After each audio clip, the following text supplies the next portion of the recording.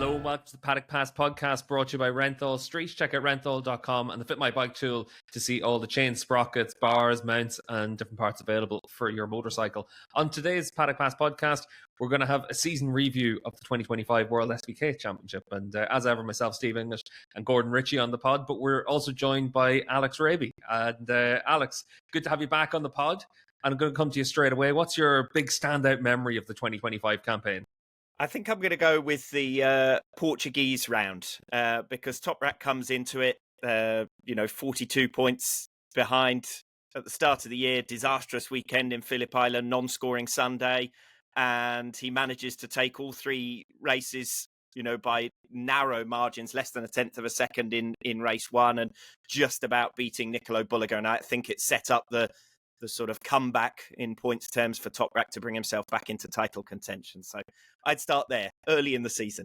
Yeah, and I remember after that opening round, Gordo, obviously we didn't know what to expect from Toprak and from EMW, but we knew that Portimao, they needed to make a stand. They needed to show that they were still going to be title contenders. They did that weekend. And then obviously as the season went on, we were able to see them get stronger and stronger. But Portimao, if that doesn't happen, maybe Toprak doesn't win the championship.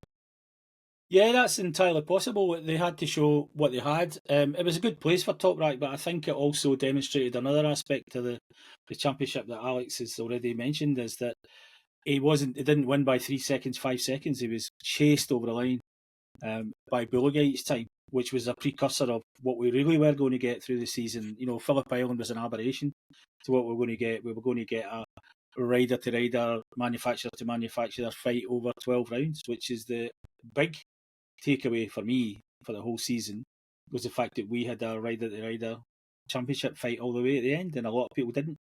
A lot of other classes didn't. Not in our paddock, but in a lot of other paddocks, which was, it's only really when you step back, once you step back from that, you think, that's good.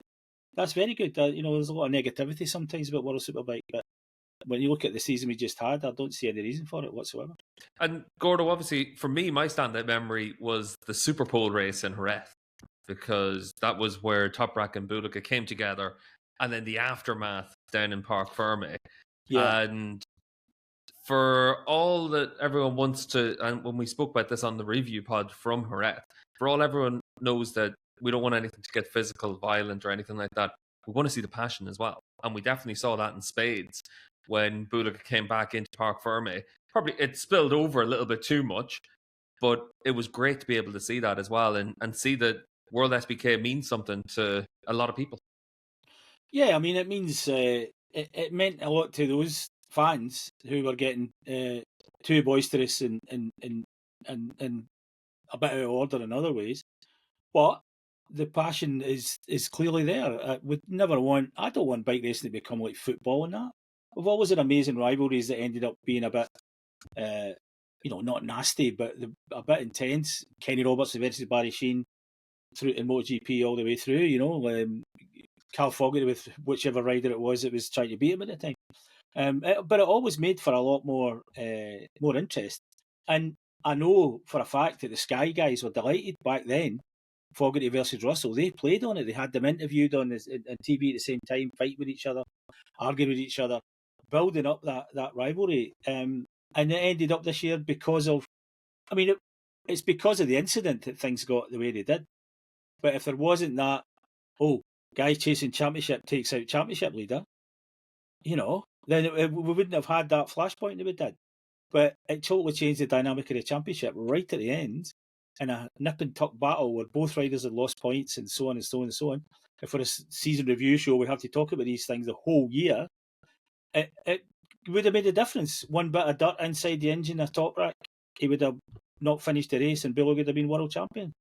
It was a very, very, everybody involved understood the importance, and that's what led to the intensity. It was interesting in the aftermath as well, Al, because one of the things, obviously, we spoke about it on air at the time, the fact that this is just one of those incidents that can happen. It's not where Bulliger is being dirty.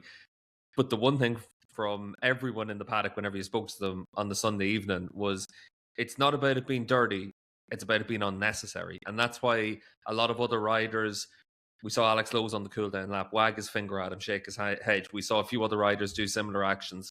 And afterwards, Bulliga didn't win any favours with his rivals just because they knew that he was faster than Toprak, would have come through. It wasn't the place to try and force that move.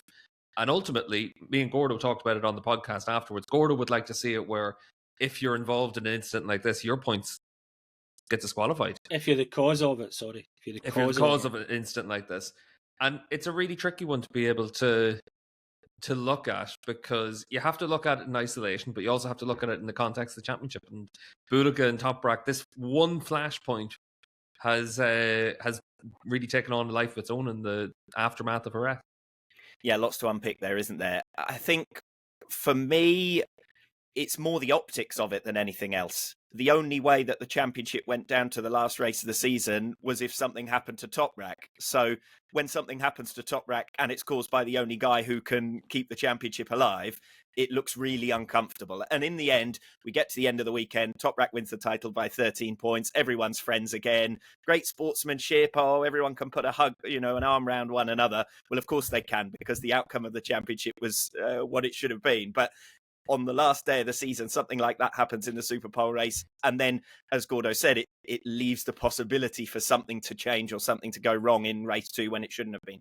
As for the penalty, I think again, optics, it looks really bad that you can take out the guy who's leading the championship, serve a long lap penalty and rejoin still in the lead. So for me, the options in the regulations allow so many different penalties. There's nothing prescribed to say you have to do this in the case of X. There might be precedent in terms of what tends to happen, but I do think that it needed to be looked at maybe in a slightly different way in context. That said, there was also the situation of you give him a more severe penalty and you are settling the championship in a steward's room. And that's something that I don't think anyone would have wanted either. Ultimately, the outcome at the end of the day on Sunday in Jerez was the best way it could have panned out, that Toprak gets on the podium to celebrate the championship. And, he was a worthy winner. Would it have been fitting for it to be decided after the Super Pole race because Bulliga gets a ride through? That would have been a real shame for me. Yeah, I think that for me, the worst case scenario would have been the steward's office, and ultimately the right man won the championship. But Gordo, you've got some more thoughts on it still. If people know going into the race that if you're the cause of the accident that prevents your rival winning a world championship, accident is what I'm saying. That's what we know what happened. The guy just tried to get ahead too early, made a mistake when he overtook him. We never deliberately took him out because he could have taken himself out. We know it wasn't deliberate. But if you knew the rules, you would be avoiding each other a lot more in those early laps, making sure you were going to make a pass rather than taking a bit of a flyer, because you have to have complete fairness. And if your actions, if you knew that your actions were going to affect the championship in XYZ way because it's in the rule book, there would have been a different outcome in that weekend. Or there would be a different outcome any season where this ever happens, let's say. Let's have a little breakdown of Toprak's season then as well, because obviously one of the big things for it is he finally gets his chance to move to MotoGP next year. We're going to miss him next year. He's become such a big central star of the championship, Gordo, and you've seen him from whenever he first turned up as a stock 600 rider and how much he's evolved and how much he's changed, but he's become the focal point of WorldSBK. Yes, he's been, when he was, that really happened because of his precocious talent. That was a kind of organic thing.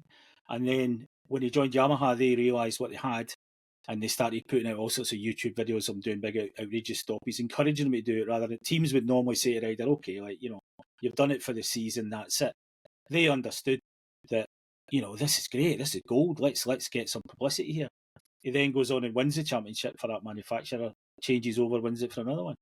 Yeah, he's a massive draw for us. He's an entertaining person, which was the opposite of what he was when he turned up. He could hardly speak any English whatsoever. Didn't really want to. Like a rabbit in headlights if you asked him a question. And then he realised, well, all this is completely, literally foreign to me. Every aspect of it, the culture, the people, the language, the food, everything.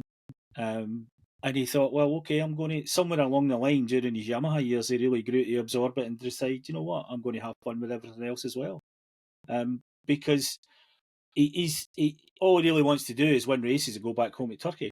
That's more or less what he wants to do. It's what he certainly would want to do then. So yeah, we're going to miss him, and we'll only know next year how badly. But if we have a knockdown dropout championship fight for the first 5 places next year, and the racing's still good, then that's what people are going to watch most of the time. But you can't create a Toprak any more than you could create a Rossi. So we just have to deal with it. Ultimately, Gordo, it is one of those situations where stars move on, stars retire, stars change. And Alex, you've obviously seen it in your 6 years in World SBK now. You've been able to see Toprak's rise all the way through. And his character has made him the fan favourite. But when you look at him finally getting that opportunity to go to MotoGP, it was a really strange season because last winter, when we went testing in January, we knew that he was going to have a chance to go to MotoGP. It looked like it was going to be almost nailed on guarantee he was going to go to Pramac Yamaha. Then KTM had all their problems. It seemed that there was get-out clauses for their riders. Maybe Toprak doesn't get to go to MotoGP because KTM shut down their MotoGP operation. And then their riders are on the market and go somewhere else. As it turned out, Toprak ended up getting his chance to go with Yamaha. And it's not the best bike on the grid. It's not the best situation on the grid. But it's his chance. And it's exciting for the championship to be able to see what he's going to be able to do over there. Yeah, obviously we can't really predict what the results are going to look like, as you said, partly because of the bike. No, I want to know what he's going to do qualifying in Qatar. How's his season going to plan out? I want it right now on the podcast. That's why we called you up for this. I hope he gets the results that he wants from it. Look, but there's two parts to it, isn't there? On the one hand, he absolutely deserves it, and I'm glad that he gets his chance, and I hope he does a great job because it will reflect well on our championship. On the other hand, it is a huge loss, and it's a huge loss on two fronts. On the one side, because of the charisma and all the things that Gordo's talked about, the personality, all the time he had for everyone at the end of a championship winning season. The whole weekend in Jerez, he was bombarded with requests for photos and whatever from inside the paddock, and he had so much time for everyone. I think everyone really respects that. But on the other side, because he's the man who's been able to beat the Ducatis, and ultimately, Nicolo Bulliger finishes on 603 points this year. Alvaro Bautista 337. You take out Toprak, and there's a massive gap behind Bulliger to the next rider, and also the manner of Toprak's achievements, because we've seen from Jonathan Rea going to Yamaha that is not the bike to necessarily be winning championships on. We know that BMW, he took them from 5th in the Manufacturers' Championship and has delivered them 2 world titles. So Gordo said that we'll forget about him quickly if we have 5 riders scrapping it out at the top of the championship, and I completely agree. But the likelihood of that is decreased by the fact that he's not there. And I think it does leave us with a big hole looking ahead to 2026. Yeah, I think that's a fair point. And for me, I'm excited to see how he does in MotoGP. And I'm excited to see what happens for how we fill the gap in World Superbikes, because somebody has to step up. Somebody always steps up. If you think back to Jonathan Rea's dominance as well, somebody always came through to challenge him then as well. So someone will have to do the same for Bulliger next year.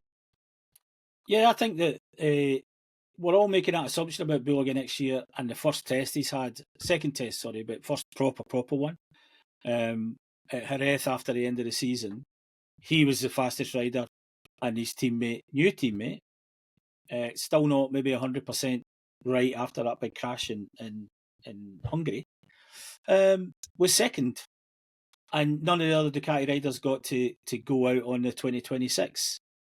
Which already puts them behind the 8 ball. I think a lot of them were expecting them maybe to be some time on the other bike. I think the threat next year to Bulliger, even if we all understand the situation that he's probably the hottest favourite there's ever been in World Superbike going into this next season, I think, might come from inside. And if the Ducati gets rid of the big engineering problem it had with that single-sided swinging arm, and it works a lot better in the corners, makes it a bit lighter to turn and so on. Guess who else is back in operation next year, even though he's going to be in a privateer team, is Alvaro Bautista, who obviously has got some head problems as well as weight problems. and that's all he talks about is the weight issue. If they can psychologically get past that, if they decide to get rid of the weight penalty,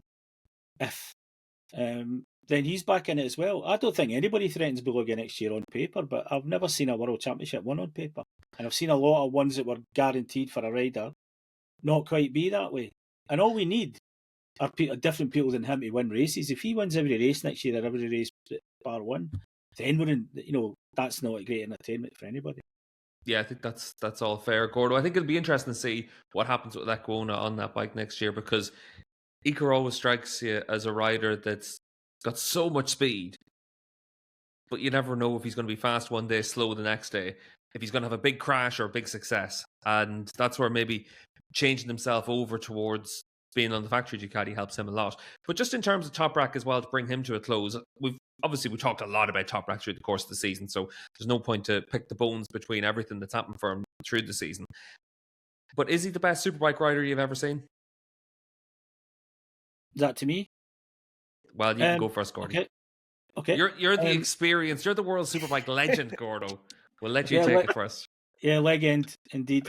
Yeah, I've seen a lot of them. I've been a motorbike journalist since 1993, full time, but working in magazines, but still concentrating a lot on sport. So I've been following this professionally, if you like, for that length of time. And as a fan before that, World Superbike is well within my time of understanding anything about motorbike racing. I think the biggest thing about Toprak, is he the greatest Superbike racer ever? He's probably the greatest pure natural riding talent that we've ever had. There might be somebody escaping my thought, but I've obviously thought a lot about this over the years, and especially this year now he's gone and everybody's asking. So he's certainly one of the best. I think he's a natural talent and his ability to overcome disadvantages that other people would see as insurmountable is unique, completely unique. Only him and Keenan would decide to leave Kawasaki when it was clearly the best bike to go and join Yamaha.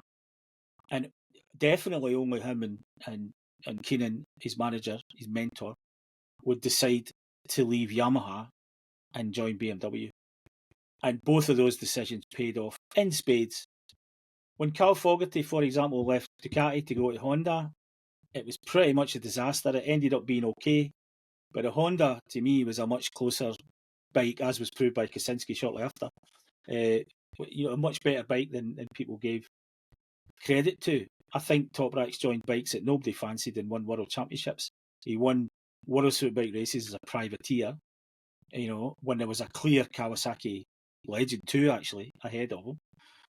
I think that when you look at the more you look at it, the more you build a good case for Toprak as being probably the best rider ever. But I'm very, very reticent to get involved in these things because Fred Merkel won 2 World Championships, on a kind of basic Honda when everybody else was, there was other teams there that were kind of more factory and more this and more that.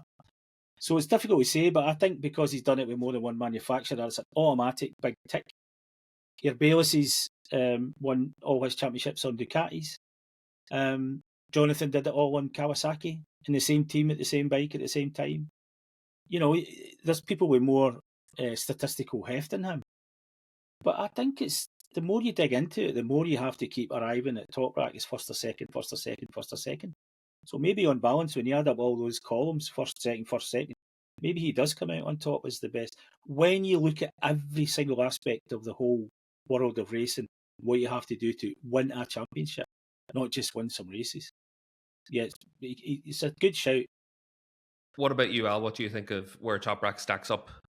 I saw how his fans reacted in Jerez, so I'm certainly not going to say no to answer that question. But at very least, I'm going to be very diplomatic and say that he left Yamaha as Yamaha's most successful ever rider in terms of race wins and delivering a championship. And he's left BMW as their most successful ever rider, delivering them their first 2 world championships. And, ending a run for Álvaro Bautista. Let's not forget that Bautista won 27 races in 2023. and Toprak goes to the bike that had finished, basically bottom of the manufacturers, and then goes and delivers the title in 2024 and backs it up this year against a stronger Nicolo Bulliger. And we saw at times this season how strong that Ducati was, and there's 3 of them in the top 5 in the championship. So at very least, he's the best rider in the time that he's been winning. Let's put it that way. I'm going to be very on the fence. What about Gordo for Toprak? Obviously moves to MotoGP. When we spoke to Paolo Provesio at Misano after Toprak had been announced, it was basically confirmed to us at the time that Phil Marin would move with Toprak as well. And that hasn't ended up happening. But when you look at the success that they've had together over the last 6 years, it's been a remarkable run for them. Very similar to Reba and Jonathan Rea and all the best partnerships that we've seen in World SBK. If you want to look to Ernie Marinelli and Troy Bayliss as well. And if you look at any of those partnerships, theirs stacks up really well. Yeah, and that is such a big deal for a rider now, is to have that trusted and capable crew chief that really understands you. And I think that's, if you had to draw a map of all the things that might be difficult for Toprak next year, I think that's probably number one. We can talk all day about the technical side and a new bike and, Yamaha not being the best factory there now and all these other things, different tyres. You could write a very long list of things. I think probably near the top, if not the top, is the fact that he's not going to have that same guy that you can turn around and say something to, the guy who's seen his data and understands all those, especially when you're a rider like him who's trying to do things in a different way from everybody else. If they try and, I'm sure Toprak's got the skill and the skill set to change the way he rides to suit whatever bike he's on, because he's done that, as Alex has said already. He's had to change bike to bike to bike and superbike, and he's won on them all. So he's obviously got a lot of versatility in his skill set. But as you've said, he's done it with the same guy at the helm all the time. So I think that might be the most difficult thing for him next year. Yeah, I think so as well. And just to move on to his big rival through the course of the season, Nicolo Bulliga. We spoke about him a little bit earlier on, but this year, Al, he came into it and his role was changed completely. As a rookie last year, a Supersport champion, the expectation was that he was the second Ducati rider. His job was to back up Alvaro Bautista. Well, he's never been outqualified by Bautista in 2 years as a teammate. He's completely outperformed him on track. And he all but retired Alvaro as well. He basically left it where Ducati had no option but to basically look elsewhere for their future as well. So for Alvaro, I think he'll be glad to see the back of Bulliga as a teammate.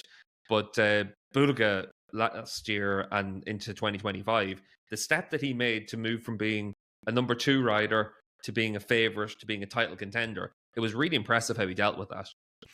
Yeah, there's lots there, but I think we underestimate what a good job Alvaro did as well last season, because the points probably don't show it, but Bautista was very often faster than Bulliga in races, and by the end of races, the two of them were kind of level. Bulliga starting in front, Bautista further back.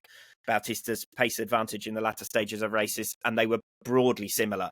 But Bulliga's made a massive step forward this season, and in the end, he's given us a really good championship by keeping Toprak honest, and we've been talking about what a strong performer Toprak's been. Bulliga finishes second in the world with more than 600 points, the most that a runner-up has ever finished on over the course of a season. He's had 3 hat-tricks. He's taken the championship down to the last race of the season. And arguably, it's a championship that he and Ducati might feel has got away from them because of what happened on Sunday in Assen. Massive points loss. Certainly he was on to win race 2, 25 points and 1, extra bonus point for Toprak there. And then the Superpole race, he was certainly going to finish on the podium, possibly second, possibly third, depending on what Sam Lowes could have done. But there were a lot of points given up there to mechanicals on Sunday in Assen. And ultimately, that means that the key to Toprak's season was taking advantage of the 4 rounds where he and his bike, that combination was at its best. Misano, Donington, Balaton, Magny-Cours, where he wins them all in a row, puts himself in the lead of the championship, and then he's able to sort of control things at the final 3 rounds where they're a bit more evenly matched mechanically. But Bulliger doesn't get the full benefit of the rounds where he is at his strongest because of those 2 retirements in Assen. Phillip Island, he makes the hay, as it were, but then doesn't get to benefit from that. And there was misfortune later on in the season, the Bassani thing, Superpole race in Misano, and obviously the wrong tyre choice in Balaton Park. But I think he'll look back at Assen and say, that could have been my championship this year. You look at his finishing points total and you say, not many riders lose a championship with 603 points. So, Bulliger might feel it's one that's got away. And it would have been amazing for him. And it wouldn't have been bad for the championship either, for Toprak to be beaten before he goes to MotoGP. And then we have a reigning champion on the grid rather than losing our reigning champion to another paddock. Yeah, I think that's a good point on it as well, Al, about the end of season. If it had gone that way, I think Bulliger would have been a very deserving champion. But like you said, Assen is that one moment that it comes back to for his season, really. And Gordo, when you look at the campaign as a whole for him, it's difficult to find fault with it. Qualifying was really strong, all those first or second place finishes. And as Alex said, just that one big mistake on his part in terms of the tyre choice in Hungary. And for Bulliger, it's a great season. It's been a better season than most guys that have won championships, but ultimately you're up against Toprak as well. Yeah, I think the big difference between Bulliger last year, and he had a very good year last year, and everybody knew he was going to be trouble for Toprak this year, and thankfully it was, because that's what made the whole season, on the racing at least. Last year he had opportunities, unfortunate ones, and he's the first guy to admit that he didn't want to have those opportunities because of Toprak's horrible accident in Magny-Cours. But he didn't maximise it last year. There was something maybe still psychological, maybe technical, maybe the working with him and the team together. They didn't really maximise that gap that was created in those races that Toprak couldn't ride in. This year, every chance he got to win, he won. Every chance he got to, if he had to finish second, he finished second, and he made sure he finished as close to Toprak as he could to make sure he kept the pressure on. I think the big advance this year, whatever riding style, racing style, whatever, I don't think is actually machine based. I think it's psychological based. I think it's growing as a rider, as a overall strategist before the races and a tactician during the races.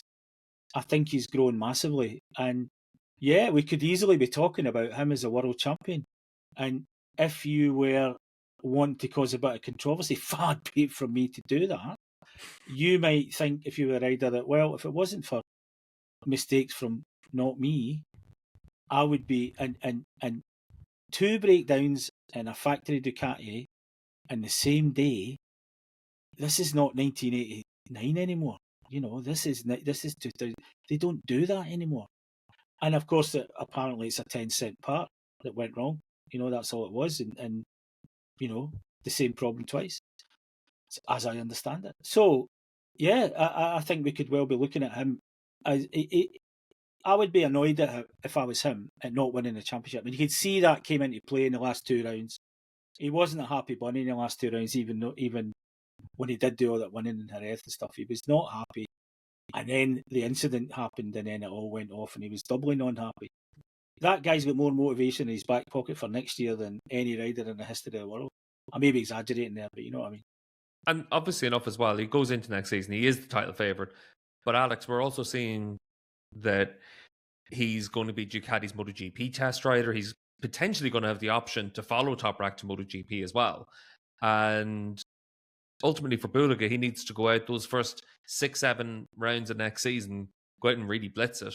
Make sure that you're in a position to win the championship, and then guarantee yourself a MotoGP spot for the following year.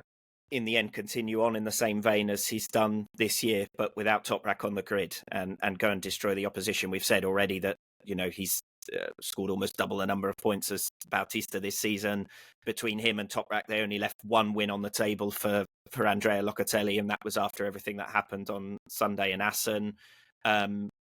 The thing that Bulliger's done so well this season, it's been a strange season because of the margin that there's been behind those two. And at times in the last rounds, we're talking almost a second a lap gap to the next best rider, who was clearly Bautista at these, the final quarter of the campaign. But for Bulliger, his mission has got to be to just continue on, to make sure that nobody bridges that gap, and that if anyone does make the step forward, and as you said, Steve, there's always someone who comes in and surprises us and gives us some kind of fight, that he's winning races and dominating races to justify that. As for the MotoGP opportunity, I mean, I think smart not to just launch him with 2 feet and get the opportunity to test. And even so, it's going to be really tough coming in from the cold at the back end of a year. We saw how difficult it was for Alvaro Bautista when he got his chance. Admittedly, there was injury and circumstances and whatever. The key is going to be for him to do a great job in our paddock at the start of 2026 and leave them where they practically can't keep you, where you're so in demand with the other manufacturers that if you don't give him his chance, that he would look for an alternative. And the way he does that is by going on the rampage. Just before we move on topics again, obviously Toprak leaves, Bulliger, he's your favourite. Gordo, we're also going to lose Jonathan Rea from the grid after this season, and the confirmation that Rea was going to retire from full-time racing, it came before the French round of Magny-Cours, is very emotional then through those final rounds, as everyone was hoping that Rea was going to have that one spark, that one opportunity to maybe stand on the podium again. It didn't happen for Johnny. Instead, his career ended in those big crashes at Jerez. But it does look like he's going to wildcard. It looks like he's going to be a test rider next year. And then you'd expect that there's going to be opportunities to be a wild card as well. So may not be the last we see of Johnny, but when you look at his time in the paddock coming to an end, it is that passing of the guard as well. Yeah, and probably in a greater sense than anybody else, because Jonathan was so dominant for so long, 6 years as the world champion, not 6 championships, 6 years in succession. And he was a bit of a legend inside the paddock before that, because again, he was the only guy that could win races on that Honda for a number of years and led the championship and put up as much of a championship challenge as it was possible to do on a bike that just wasn't quite race ready enough compared to the competition. To say Johnny is a bit special as a World Superbike rider is just, the greatest understatement ever made. He's been such a part of the leading background of the championship. That might be a bigger hole for us all to deal with than Toprak. I know it sounds daft when you see how much of a star Toprak is now, and how much of a publicly loved thing because of all the stunts and everything else that Toprak is. But yeah, I think Johnny leaves a bigger hole in the water than Toprak does. But we have unfortunately been kind of led into that. There has been a kind of process of Johnny not being there because of, unfortunately, the way the results have gone in the last few years. But yeah, the greatest ever. Yeah, certainly statistically, he's miles ahead of everybody else. It's going to be great if Johnny comes back on a different bike and he can see if he's still got it, if he can do it. I doubt it. I think his final thing was that big crash and that really nasty. The more you find out about that foot injury, your gear change foot injury, the more you go, yeah, that's not going to let you be who you were anyway. It's still not 100% right, I don't think, and it's going to take a long time to be right. Yeah, he's going to be a huge loss. He's a true legend, and it's a mentality of people like that the new next riders have to bring. I think there's a lot of riders there that are potentially as good as any of these guys. Maybe not Toprak, who's a different thing, but it's a mentality thing with Jonathan. When he arrived with a chance to win, he kept winning and winning and winning, and his motivation never dropped through winning, which does with a lot of riders. They win a championship, 2, 3, and then all of a sudden it's kind of like, whoa, they start thinking about going back home to the homestead and the kids and all that. Jonathan is, I mean, the biggest mistake Jonathan made, arguably, was staying with Honda too long, but that came all right in the end. He moved to Kawasaki and got all those wins. I think the biggest mistake Jonathan made is not just, I'm going to go and ride to Yamaha and everything. What you have to look at that as the other side is that Johnny still felt strong enough, fast enough, backed himself enough, had enough pure, deep down motivation to say, you know what, I'm going to change manufacturers to do this. I think Johnny, deep down in his heart, knew the Yamaha wasn't like 100 times better than the Kawasaki, and arguably it wasn't any better than Kawasaki. But Jonathan's self-belief, drive, motivation, desire to win again and again and again drove him to that as much as him. What everybody else thinks now, he just made a mistake. He shouldn't have done it. He felt he had to do it to keep his motivation going. It's a strange one, Gordo, because when he left Kawasaki, if he had stuck around with Kawa for another year, Alex Lowes went on, won races, challenged for top 3 in the championship. Johnny, in all likelihood, would have done that. If you look at the Yamaha riders, Locatelli, Gardner, Aguilar, do I think any of them could have done well on the Kawasaki? I don't. Rea was still racing at such a high level on the Kawasaki. He made the change. He just went to a bike that didn't suit him. Just like if they had gone to the Kawasaki, it wouldn't have suited them. It was a decision that he had to make because he just didn't see that there was any chance of progress on the Kawasaki. It turns out the Kawasaki actually did well the following season, but Rea was still riding at a really high level. But now the coin started to turn a little bit. And on the Yamaha, he was pushing too much. He was trying to make that bike do things it couldn't do. And then, Alex, we saw it in those final rounds of the year. Those mistakes, they came from a rider that it was almost like rookie mistakes, trying to just push to get that opportunity for a first win, where you're demanding so much of yourself. And I think that ultimately Jerez was probably a good example of that, where Rea he needed it too badly. And I think if he was on Kawasaki, if he had been on the right bike, he would have still been able to have success in those final couple of years. Ultimately, I don't think anyone's going to remember his time with Yamaha. Whenever we look back on Rea's career in a year's time, in 2 years' time, we won't really picture him in blue. We'll picture him in green. But, that move, it had to be made, and it just didn't work out. And then ultimately, Rea's just at the end of his career now. But, he's basically had 20 years on a superbike. It's an unparalleled career. I think that him leaving Kawasaki will probably be remembered more than the 2 years on the Yamaha, if that makes sense. The big, bold decision, as Gordo's already said, brave to leave the bike that's delivered you your legend status and your 6 world titles and so on. He felt that there was another championship if he could get on the right bike. He didn't get on the right bike ultimately and hasn't been able to make the Yamaha work for him. But I have enjoyed watching him the second half of this season, from Donington Park onwards when he's got his fitness back. And finally, there were moments where you thought, goodness, he is actually starting to get somewhere with this bike. He's left it a bit late, but, Manicure, he had 2 races where he was the top Yamaha. Aragon again, finishing the weekend really well with a 5th place in race 2.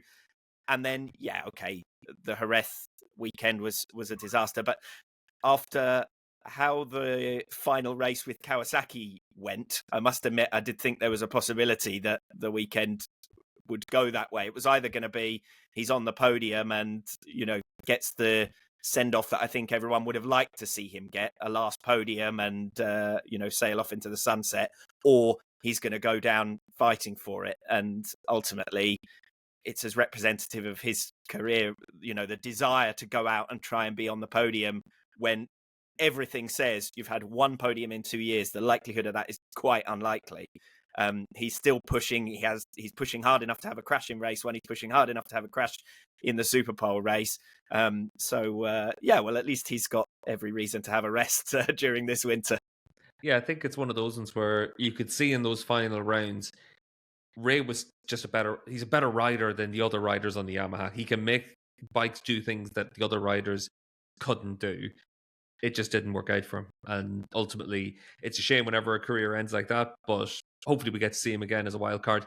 But just to look at the championship as a whole, question to ask both of you, what sort of shape is WorldSBK in right now? Is it in a better shape than it was a year ago, 5 years ago, 10 years ago when Dorna first took it over? Gordo, you've obviously been around the paddock for thick end of 25 years.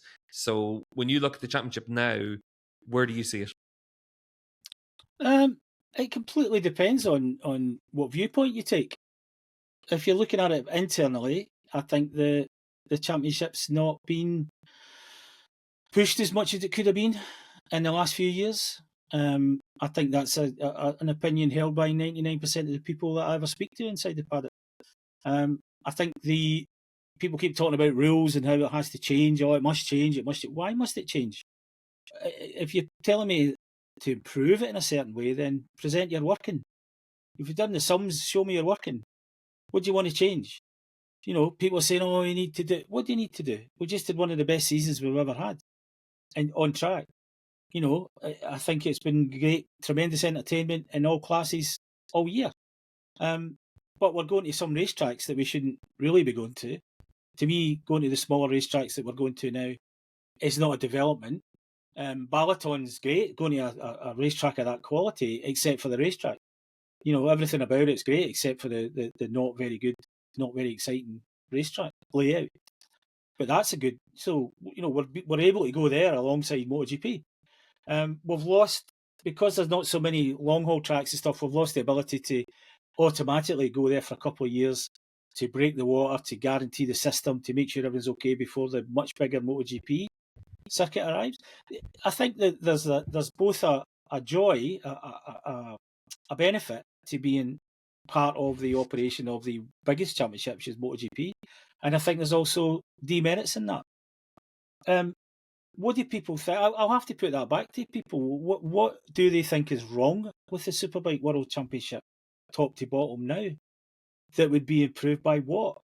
I'm almost mystified. I have to put this question to people about, you know, in Dorna, people organising the championship, because people say this about the championship, and then anybody in our position has to put their questions, their desire to find out what's going on, to the organisers. And the organisers sometimes are, you know, they could do things better, but a lot of times they're kind of scratching their head going, well, what do you want?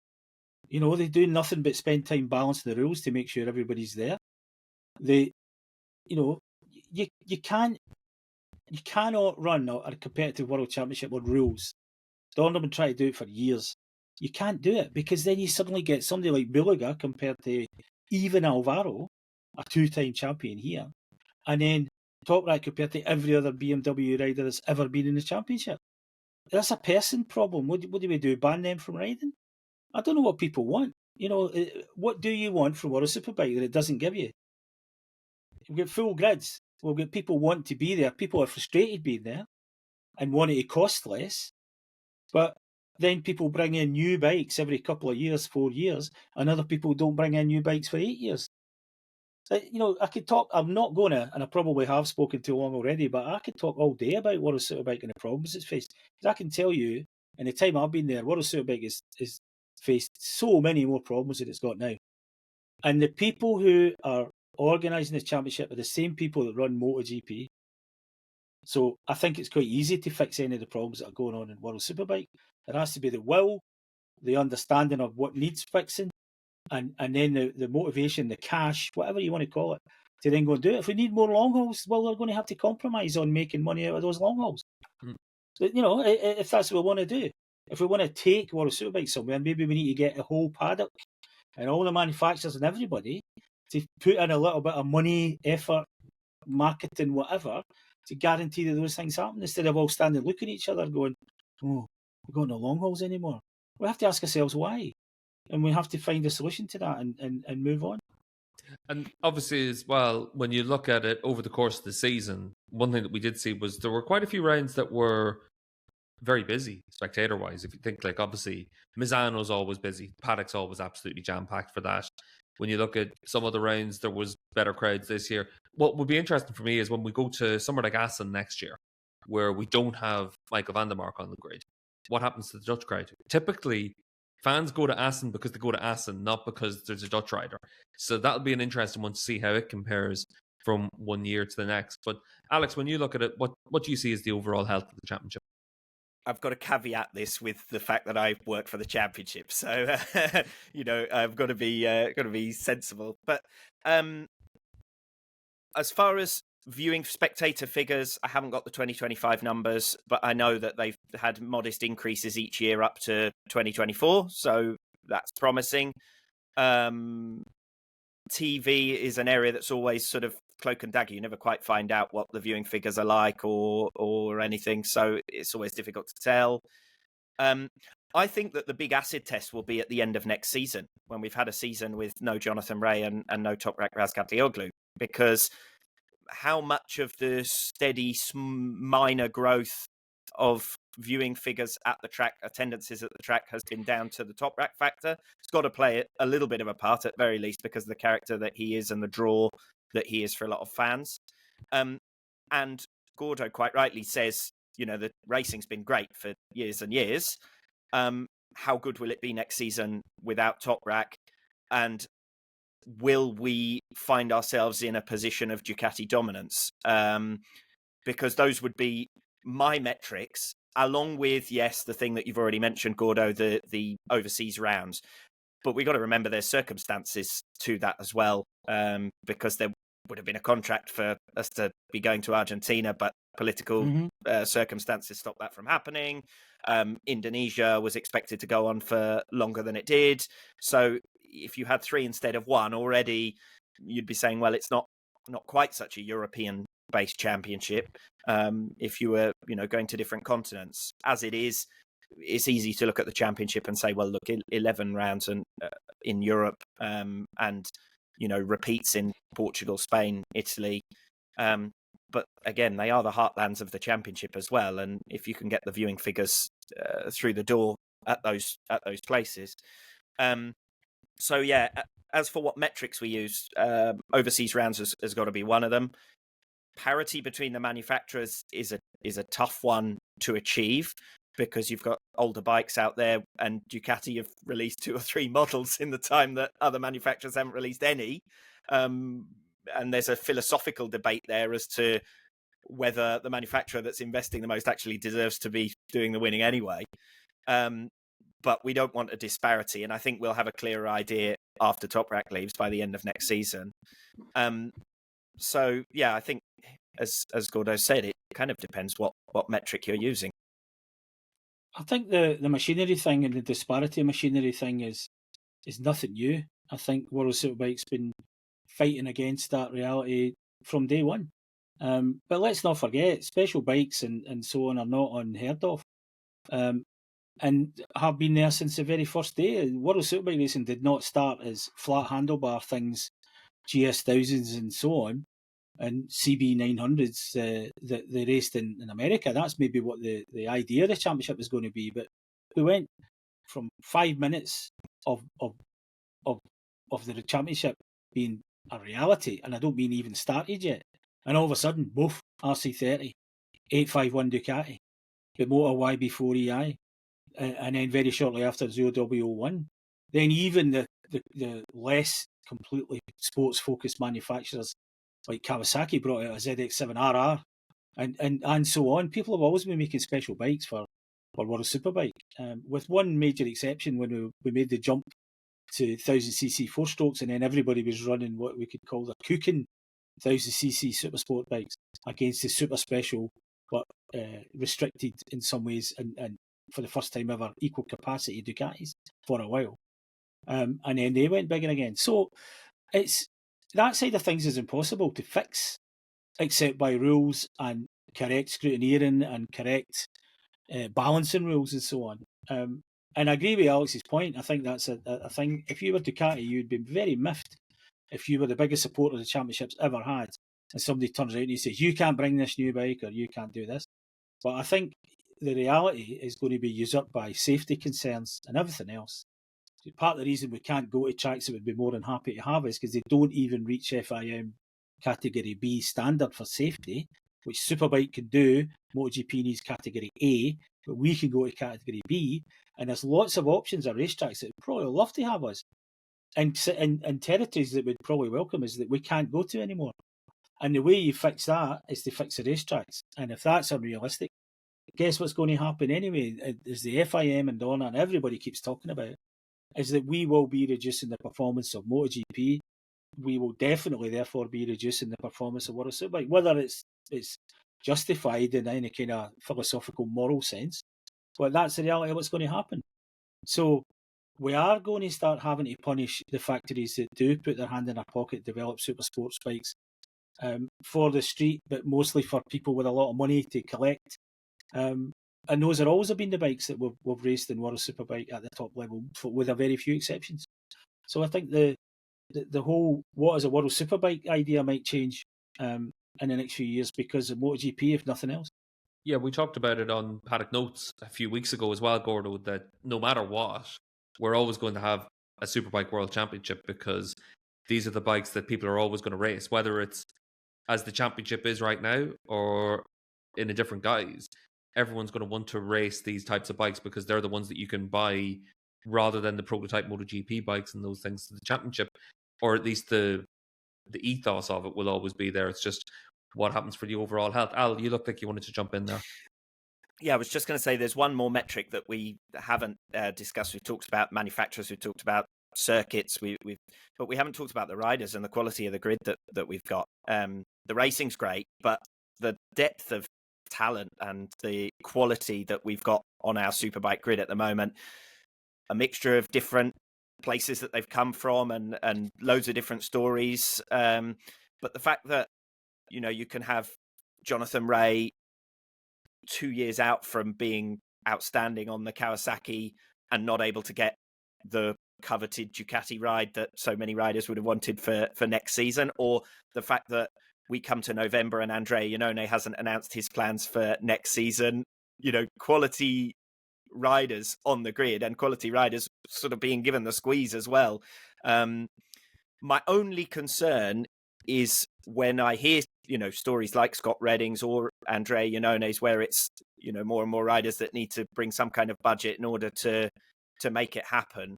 And I guess that's partly the squeeze from more and more Grand Prix riders wanting to come across and get their opportunity to prove themselves in World SBK.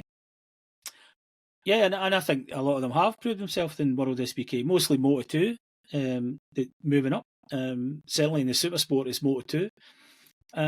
Yeah, we have got a wide variety of places that the riders have emanated from, and that's very good to see. The money thing is the fact that the reason people want people to bring money is that the teams can't get sponsorship anymore.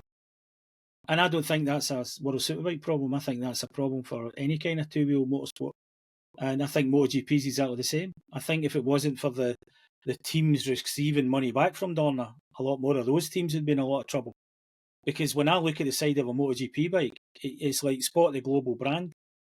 I might be missing something. Maybe Lenovo's the closest one. I don't know. It seems like it's almost like we're racing Italian Championship with the number of stickers that people have to put on the bikes to get things to pay for now. Anywhere. And this is not just a World Superbike problem, but it is a bad problem.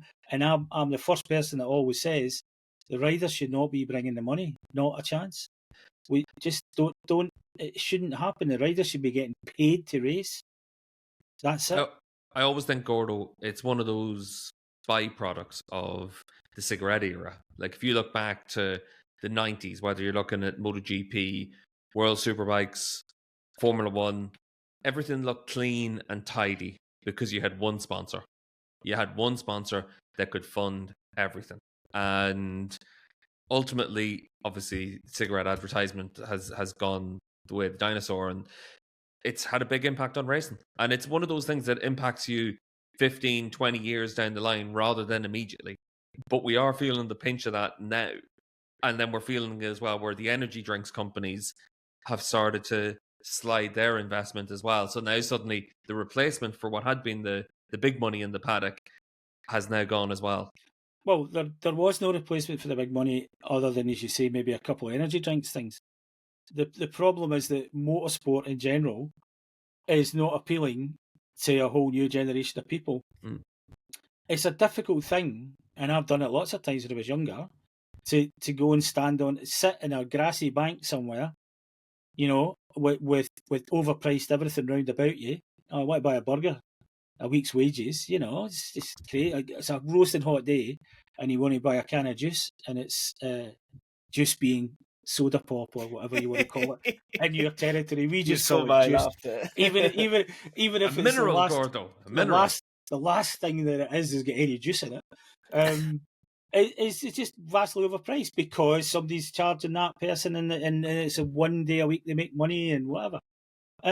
people aren't prepared to do that anymore. Sorry, they're just not doing it anymore. Unless it's something big and glamorous and football. You look at the football crowds in the English Premiership now, and there's millions of people from all over the world who've paid thousands of pounds to go there. You know, that all those seats almost nowadays are like a VIP zone of their own, because people have flown half around the world to experience this Premiership thing. You know, MotoGP is got a little tiny bit of that. But and maybe Liberty will make it a really big thing. But as it stands, World Superbike is not attracting money as a sport. It's not attracting money. It's not attracting people because it's glamorous, even though it is. And it's not attracting whole generations of people because they're never going to buy a motorbike. They'll play a motorbike racing game in their bedroom. They'll never ride and buy a motorbike. And as soon as they get the chance in some the big economies in the world, they'll move on to a motor car. You know, a bike's a utilitarian thing as it was for my parents' generation in the 50s. You know, you couldn't afford a car, you could ride a motorbike. So, you know, the world's changed and motorbike racing kind of hasn't. But I don't understand. I personally don't understand if you're sitting watching the million things you can do virtually, or you can go and see it for real and be part of it for real. To me, that's always a better thing. But there's an awful lot of people now who don't interact with the real world outside the screen in their living room. It's an interesting one, Gordo, and the big challenge face and everything. And I think that's actually where, Alex, you've got a really good perspective on it, because your background is Speedway. And ultimately, Speedway is a sport that has been dying out. And there's no reason for it to die out, because when you look at it, most of the stadiums are in big population areas. The races are a minute long. You've got, 18 races during the evening. You're in and out in 2.5 hours. And given that the entire sports industry seems to be centered solely on gambling ads, Speedway is the one form of racing that's tailor-made for it. Yet we're not exploiting it. And I think that's a really good example of everything that's wrong with what we have in racing, because we're still stuck in the 1970s, 80s mentality when the whole world has moved on. And I think we see it a lot with, actually, do you know what, we're recording this and Portimao was on the roller coaster at Portimao. The Last Dance will be on at Jerez next time out. We don't have original ideas, and we just keep going back to the old ideas. And I think that ultimately that's where the sport as a whole is struggling.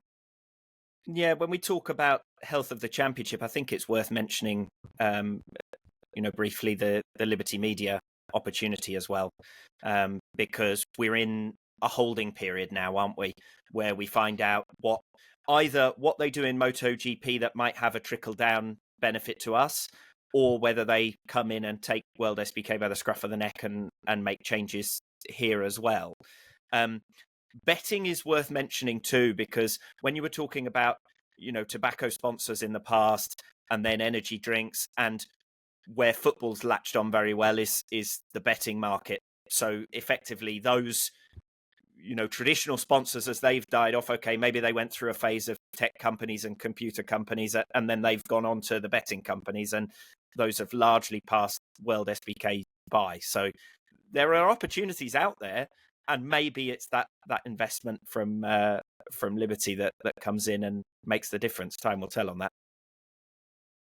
Yeah, and I think it's very noticeable that at the moment there has been very, very little engagement between Liberty and anyone inside Superbike World Championship right now. But the deal was only really done and double underlined early this year. MotoGP is by far the bigger financial thing and bigger sport and everything else.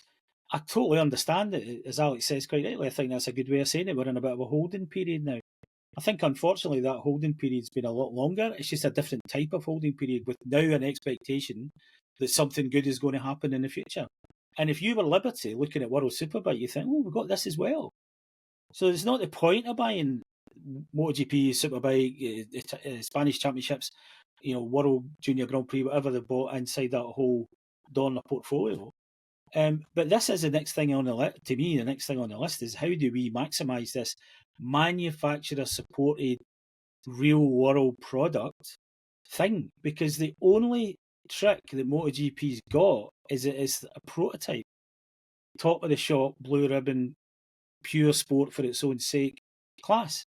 Well, Superbike is not that, but it's also got a lot more possibilities for getting the whole motorcycle world involved and all the money that may or may not accrue there.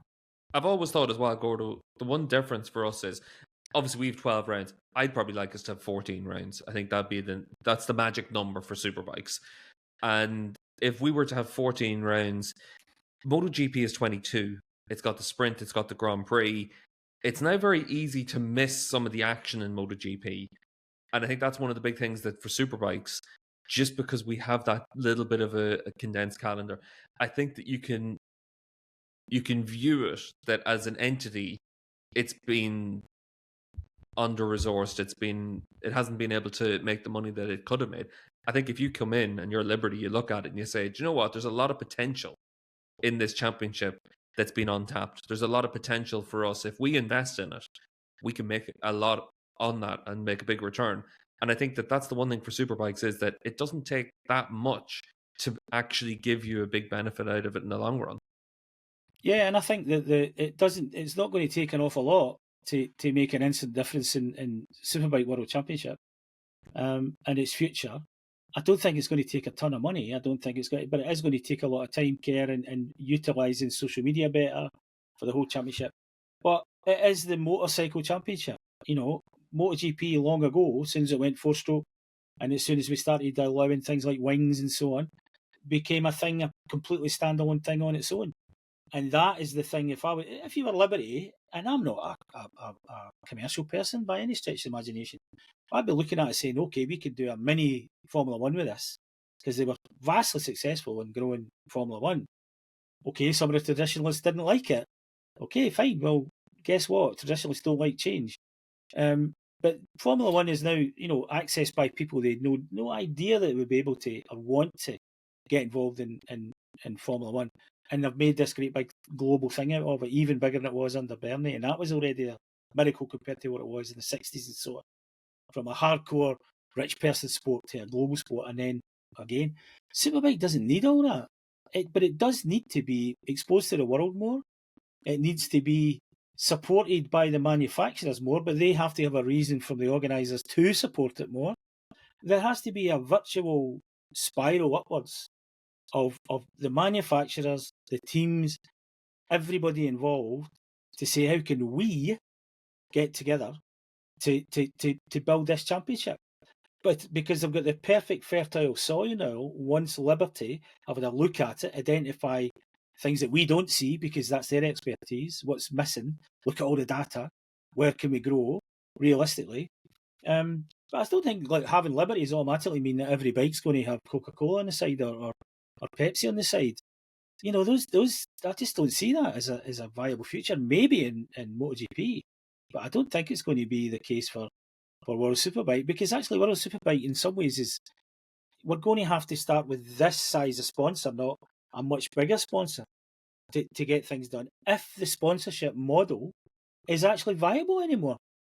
And at the moment, it's not proven to be. And that's why we have these very, very welcome smaller companies, more native to the team or the rider companies. The money that riders are bringing to the championship isn't their money. It's money from someone who supports them and believes in them or whatever, and they're bringing them into teams to pay for rides. Well, there is money around. It's just not in the way it has been gathered before, and Liberty have to find a way to bring more money into the championship, take their cut, but leave the rest for everybody else. And that's how you grow things. You invest to grow, but it's not just money. Yeah, it's about making the pie bigger. And ultimately for us, the show has been bigger than we expected. And we're over an hour, and we've touched on probably half the subjects we had planned on touching on. But we're going to bring this to a close for our World SBK review of 2025. But Alex, I'm going to put you on the spot. Will you be back for part 2 of our review show, where we'll look at some of the other manufacturers and top 5 riders of the season? That depends on you, Steve. No, thank you for having me, and I'm sure I'll be back for part 2 if I'm invited back, Steve. Yeah, you'll be back for that. He'll be back, Alex. I'll make him. I'll make him bring you back, even if he doesn't want to. I'll make him. Gordo's been stuck in the Hotel Paddock Pass podcast for around about 6 years now, so you're now sucked into it as well. But such a lovely place, But we'll be back with our second part of the review show in a week's time, where we'll look back at some of the other manufacturers. We'll look at Locatelli's first win. We'll look at Moto's return to the championship. And then we'll also have our top 5 riders of the season.